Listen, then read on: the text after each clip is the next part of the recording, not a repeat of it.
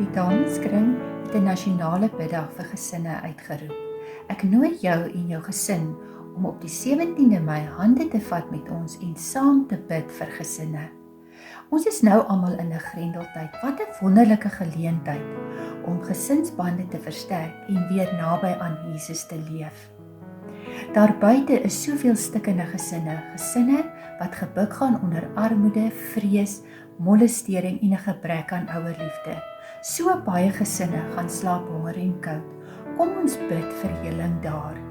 Ons loof ook die Here vir gesinne wat so 'n pragtige getuie van Jesus liefde is. In die na-COVID tyd gaan gesonde gesinne definitief die boustene en die fondament wees waarop Suid-Afrika moet bou. Ek bid saam met julle dat elke gesin 'n panier van Christendom sal wees. Ek wil vir jou Micha 6 vers 6 tot 9 saamgee.